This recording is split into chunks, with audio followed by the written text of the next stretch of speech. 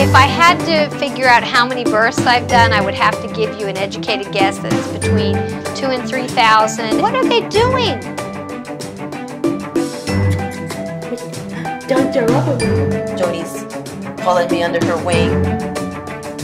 I'm not going to do this. No hospital or doctor's going to do this for them. Their body knows exactly what to do. The birth is the icing on the cake. Yeah!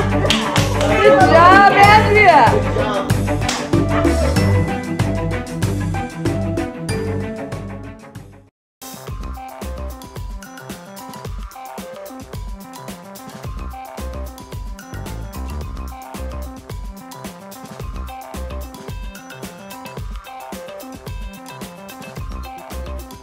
The American Academy of Obstetrics and Gynecologists has come out with a position paper that says their official position is that anybody who's had 1 or 2 C-sections can still attempt a vaginal delivery, but it's not happening. VBAC stands for Vaginal Birth After Cesarean, and the American Academy of Obstetrics and Gynecologists has come out with several position papers stating that perfectly fine for somebody that's had 1 or 2 cesareans to attempt a vaginal delivery. And in the hospital, that's called TOLAC, Trial of Labor After Cesarean.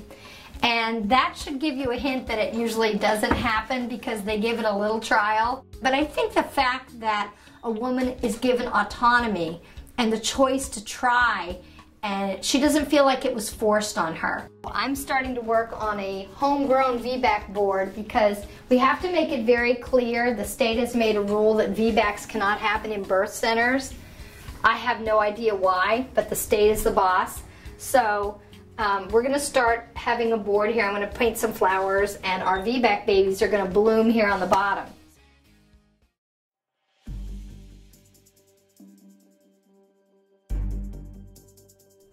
They didn't want me to do a natural birth because I had 2 cesareans. So it was like, oh, the risks associated with the VBAC, the statistic data for women having VBACs, the uterus can rupture and bleed, and then the baby can die. I mean, just tell me all the negative effects versus the positive outcomes for VBACs. When I left, I was literally in tears. I don't want to get cut anymore. That's major surgery.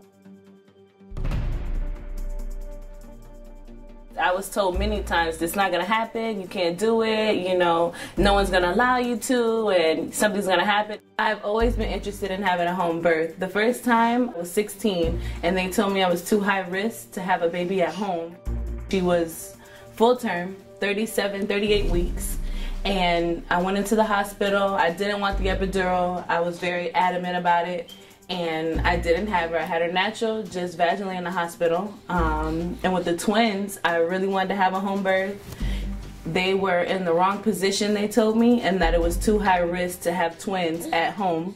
So I went to the hospital and they did an emergency cesarean section because one of the baby's heart rate dropped, and they said they had to take them right away. So that experience was very, very traumatic and horrible for me because I had never experienced anything like that. The doctor standing over you, the nurses, everyone's rushing around.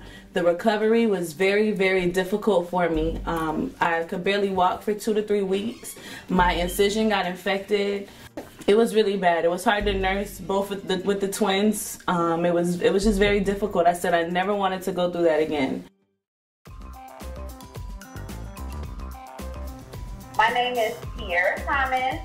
I have 2 babies. My son was a C-section and my daughter here was a VBAC, and I live in Atlanta, Georgia. My friend Camilla, who was seeing Joni McCann, and she introduced me to her because of the issues that I was having with my doctor. And since I wasn't in Miami at the time, I decided that the best thing for me to do was take off the advice that Joni did give me was for me to start looking for another doctor, and that's what I did. I think it's important for doctors to understand that, and maybe women are going to start letting them know themselves, they're getting really tired of being told that they can't do what now, with media being what it is, all you have to do is click on YouTube and they have little icons. HBAC, home birth after cesarean, okay?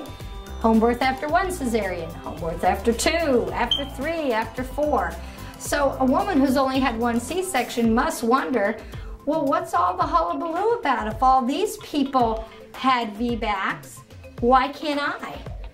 That was my biggest concern, being able to at least have the opportunity to try. Because with my first pregnancy, I didn't even labor at all. I had no idea what contractions felt like.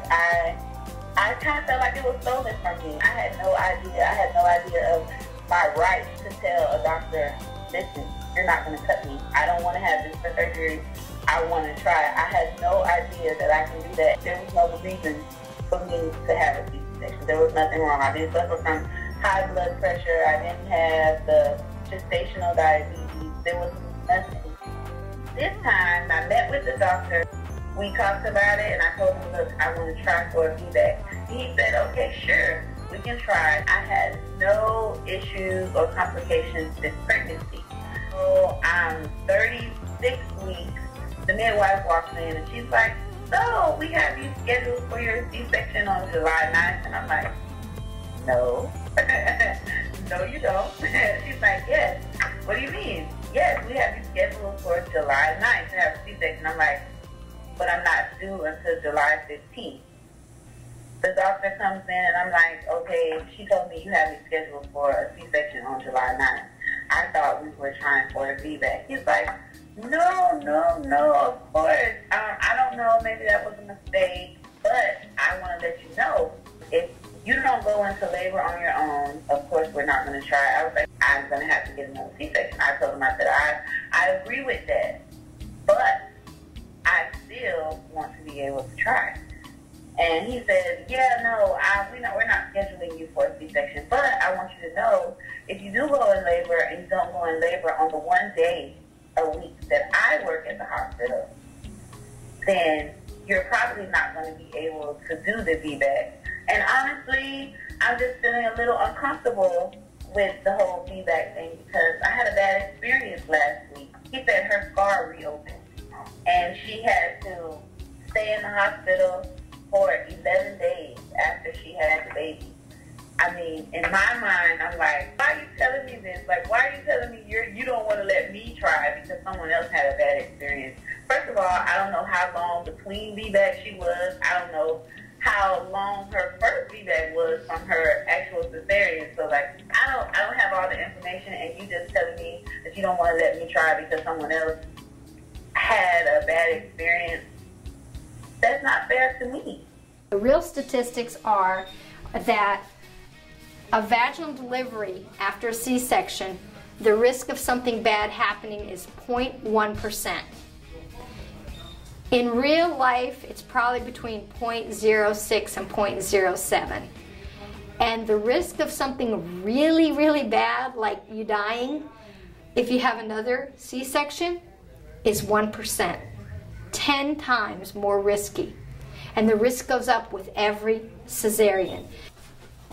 I never do good with weight when I'm pregnant. You didn't do it good with weight when you weren't pregnant. Okay, yeah. Okay, just think in the last week, have you had bacon?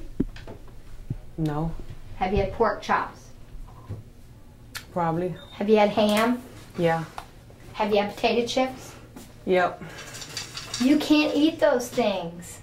I wanted to chase them. You turn the label over there, and if you can pronounce all those things, you can eat them. Right now, all you need is real, pure food, real, pure water, unfiltered juice. You need to have real food. Otherwise, you're going to end up with preeclampsia. Your blood pressure is going to go up, and you're going to end up in the hospital. So this is something that only you can do, and if you don't want to do it, it's absolutely your choice. When you're a pregnant person, you have to ask about the risks and benefits of any medicine to you and potential side effects for the baby. It sounds good. You can't really describe that joy when you first see your baby for the first time. I've been housing and feeding this person, this human, and now I see this human for the first time. I didn't have that experience. I didn't see my baby till the next day.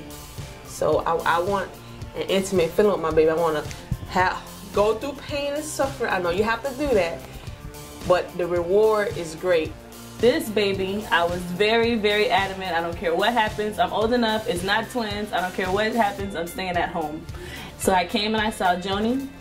The only issue we had was trying to get that release letter signed. So I went there and, you know, she let me know what I had to do and everything. I saw the doctor and he was just like, you know, it's high risk, you shouldn't do it, you know, trying to talk me out of it. And I said, no, this is what I want. This is what I need, you know, for me.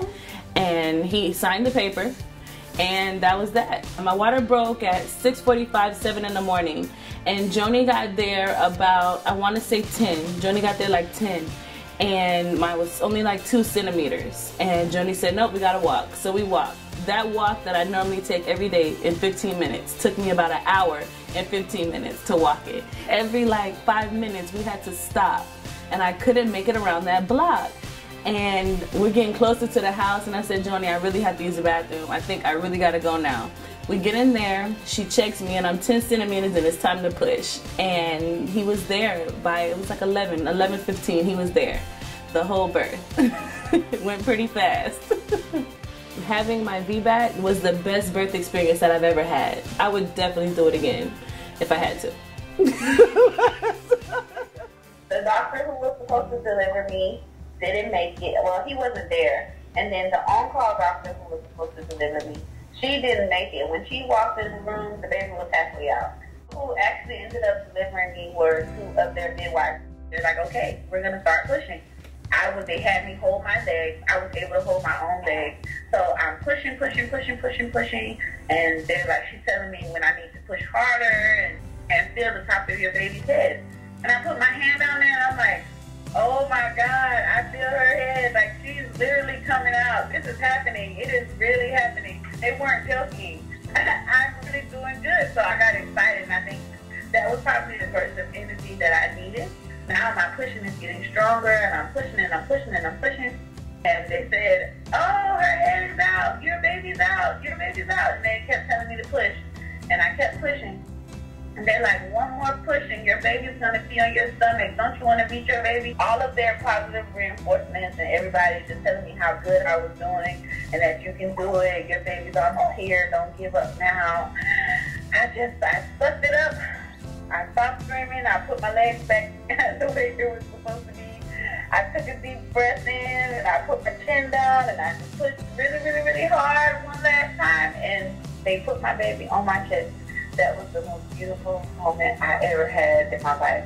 I'm almost crying now, but like it really brought me to tears in that moment in the hospital because I was like, wow, like I did it. I really did it. Like everything that they said I couldn't do or that could not be done, I did it.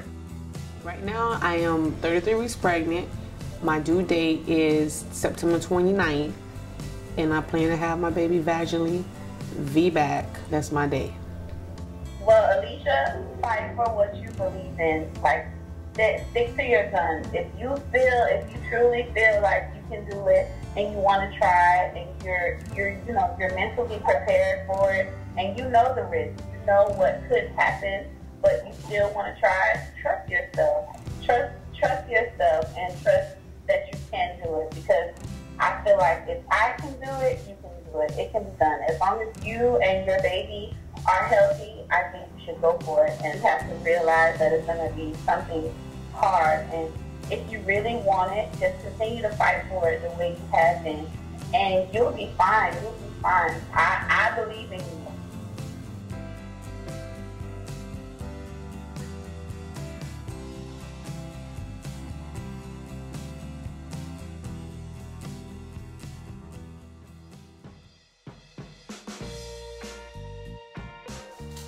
Okay, let me call Joni.